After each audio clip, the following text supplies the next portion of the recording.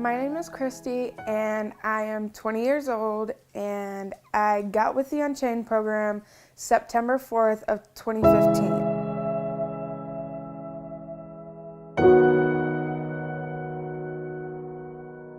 I didn't know exactly what to expect, but I was anxious about coming to start a new life out of Florida where everything happened. I hope that she stays with this program, and I hope that she is able to lead a good, productive life. She's a good kid.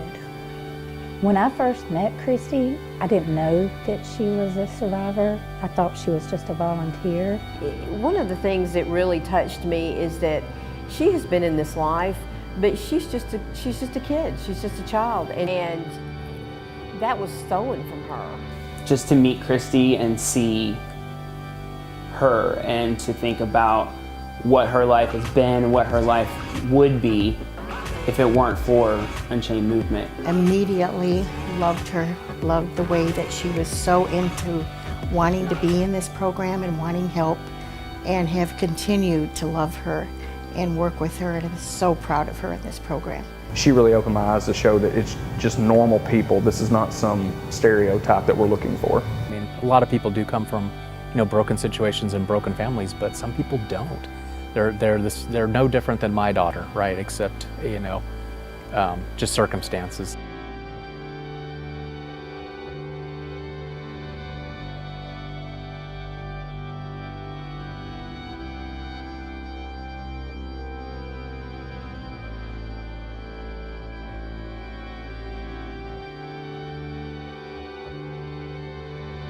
With 18 to 24-year-olds.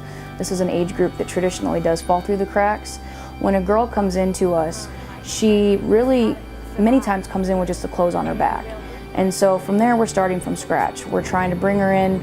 First of all, we have to get her to us, and then it's a matter of getting her clothes, getting her any of your hygiene products. And a lot of times they don't even have identification. We're trying to kind of put together a list of what those needs are, and then trying to see how we can meet those needs. And after their first 30 days, we start working on those job readiness skills. This has been their only way of life, the only thing that they know, the only way they know to live. And so these girls have definitely been victims, but at the same time, a lot of them, the change of coming into a program like this can be very overwhelming. And so it's not something that, we see that maybe the first time that a girl tries to get out of the life is she successful. We say that it's between 7 and 11 attempts before a girl will finally be able to break away from that. And so really the last 3 months of our program is focused just on that transitional period. And then afterwards, if it is their desire, we'll even look at how we can do aftercare for them. Getting younger and younger, and this is showing our young people, like, this is how we should look and this is how we should. If you do feel like you want to leave and this program is not for you, we will help you find another place to go. We won't just kick you out,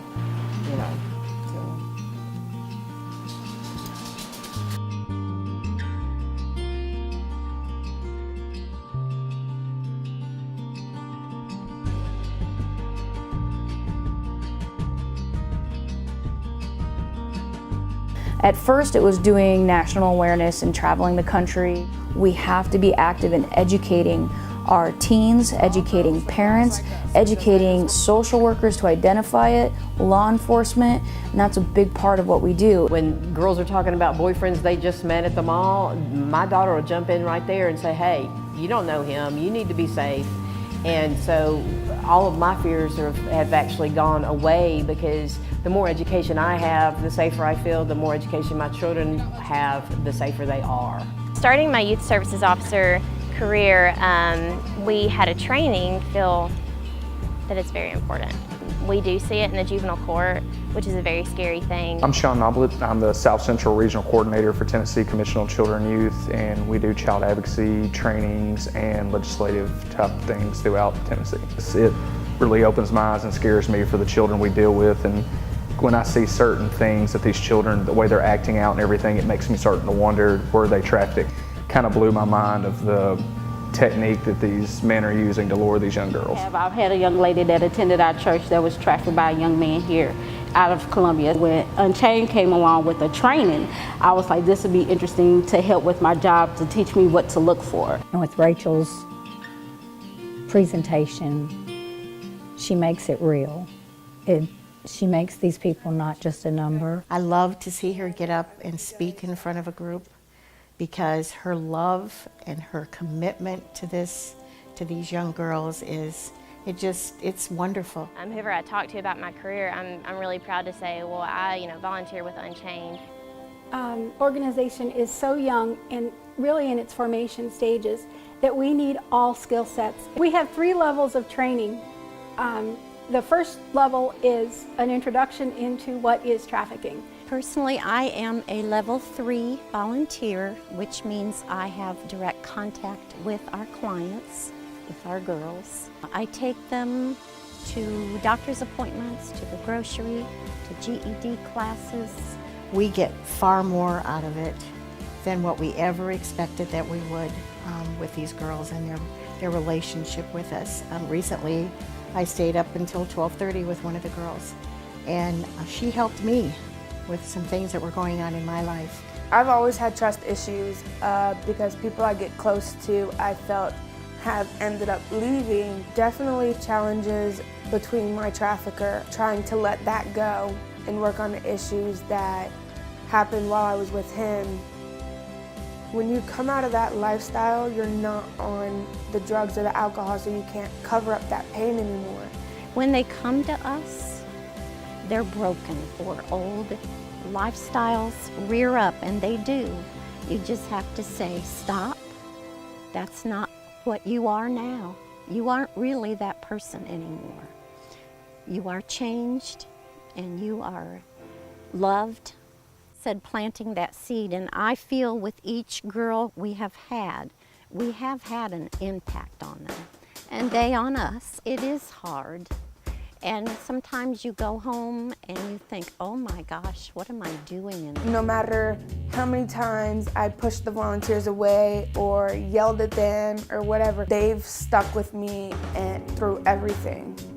I have a different bond with each volunteer. Volunteering with Unchained, there are so many aspects of volunteering. I love these girls and I just want to help them and fix them, but that's not my strengths. My strengths go in a different area, and everybody has strengths. And I feel like once you hear the things that are going on and once you see these things that are going on, you have to help. We're looking for people to get involved and to work with the girls, maybe join a team that is supporting some of our events.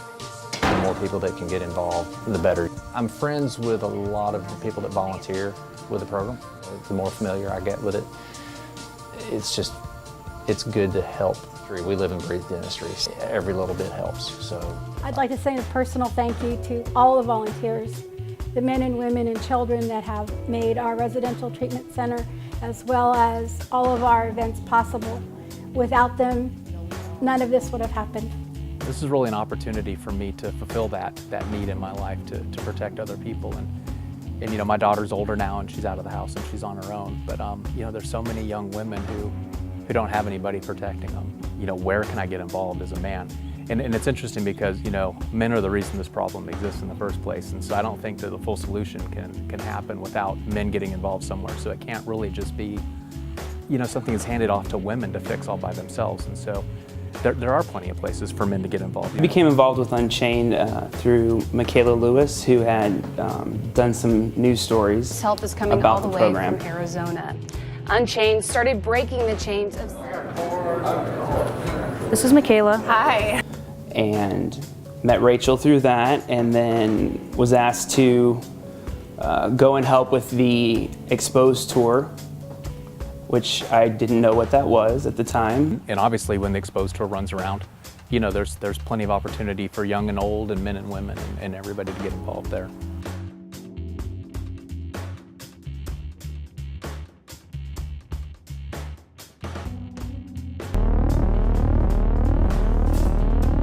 Please, he's coming. Please help me.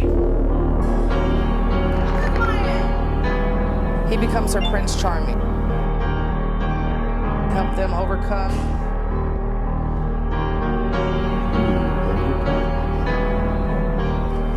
Help me, please get help. Please.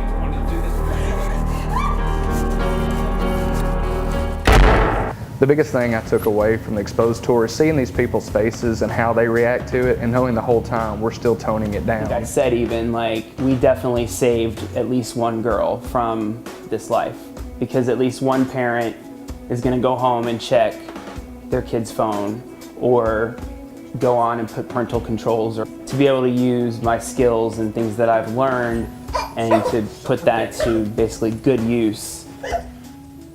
It's time for you to start making me some money. To see people working so hard for free, you know, that was something I had never seen before. And I mean, after it was over and when I realized what all was involved, it was very clear that without amazing volunteers, we could never, ever put something like that together. I was very proud of the way it turned out and excited about future events.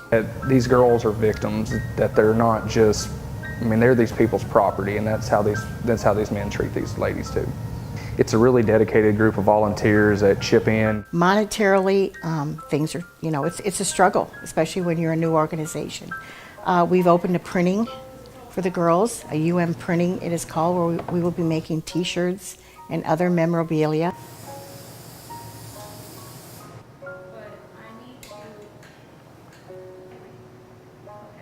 Color coordinated, so if you use black on one, you're going to want to stick with it. That way you don't get them paints mixed.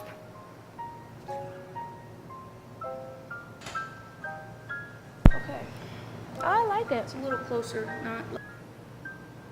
This is really just one of the most heinous crimes that can be committed against a person. I actually had a personal connection to that because my mom was actually trafficked when she was 14.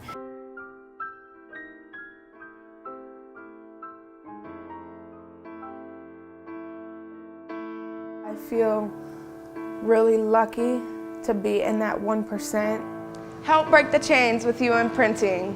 So it kind of makes me feel bad, like, why me?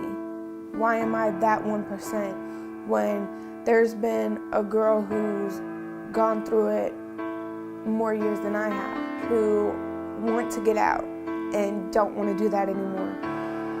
But they feel like they don't have anywhere to go because no one really wants to deal with them anymore. It's not about how many graduate from the program, it's how many lives you touch and impact.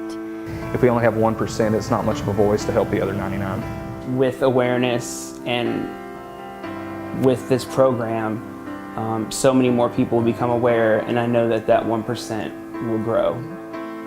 I believe it's all of our problems to address and try to help. So we're looking for any way that anyone can help out there financially, even if it's a little bit, even $10 a month. When you add those $10 up, it means that we can stay functioning. There's a whole section of young women that are being ignored, and that's the group that Rachel has chosen to take on.